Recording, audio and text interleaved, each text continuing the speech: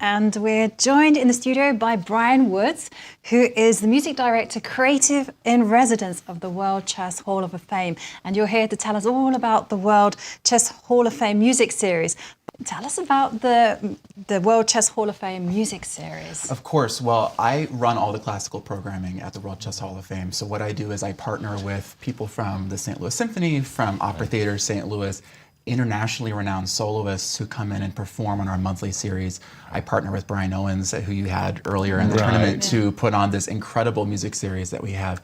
I could not be prouder of the work that we're doing, the level of musicianship and the collaborations that we're doing. I mean, Yasser, I have to brag on you a little bit, please, because this month, I mean, we put on a show all about Sergei Prokofiev, David Oistrakh, their famous chess match that took place, and the music that was inspired by the chess. And I mean, the chat that you gave us, the pre-concert talk, all about how Prokofiev's chess game had a bearing on his artistic output was just such an incredible thing to hear and see. And then, you know, I was privileged to play with the assistant concertmaster of the St. Louis Symphony and give a fantastic show. I mean, those kinds of collaborations you're not going to find anywhere else. So I'm very proud of that. That was fun at the World Chess Hall of Fame, and that was a very special evening. And the lady that performed with you that night, Hannah G was her name. Wow, yeah, she fantastic. was terrific. Wow, you're going to be hosting the gala along with your cohort in crime, Brian. I know my partner in crime, the other Brian. I always say you can just shout the name Brian somewhere on the chess campus, and someone will turn their head. You know, there's plenty of us.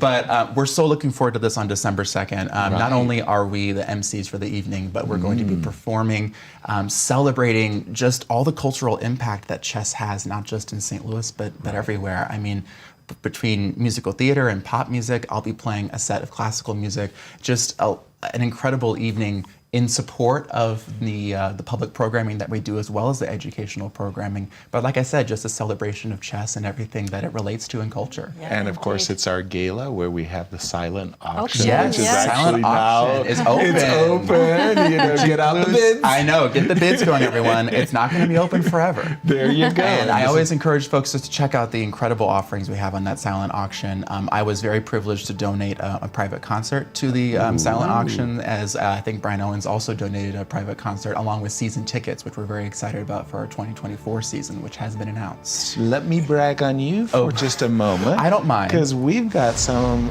performance of you where, we're going to show that. Yeah. We were very, very pleased to.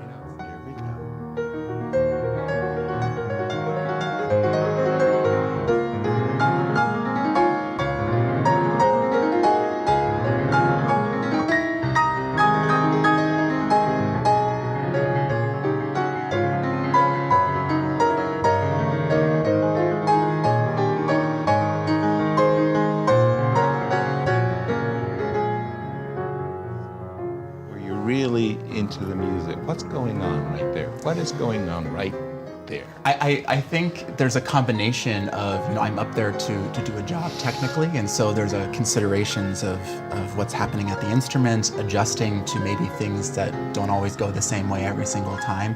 But there's also a message to communicate, and music is all about connecting with other people and telling a story. And so I think in that sense, you also have that responsibility to project a story towards folks. And, you know, I always say, and maybe people think I'm wrong here, but I think there's so many overlaps between chess and music, just because there's it's this idea of just creativity in a structure. You know, there's limitations to, you know, the boundaries of what are available for us to do, but there's infinite possibilities. And so between, you know, I always feel such a partnership between chess and live music in that sense. I see that, and I see such emotion. Me too. And I was going to ask you, do you have to strive for perfection when you're playing these? Yes.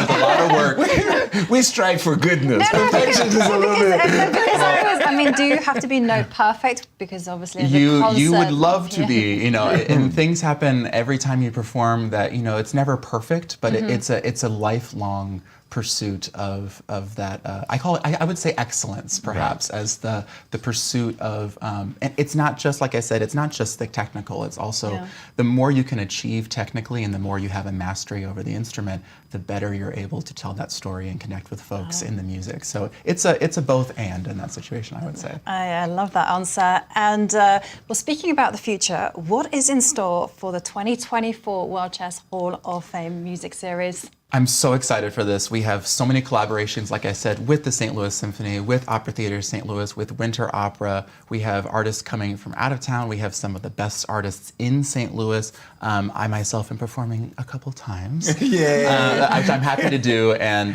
but again, it's the idea of collaboration that I'm always so excited about. It's the sense of we don't exist on our own. You know, there's so much music around us that we can feature and promote and enjoy together. And I just love having that platform. I'm at the Witch Off Music Series, and our season tickets are available now. You can check that out on worldchesshof.org. Yeah.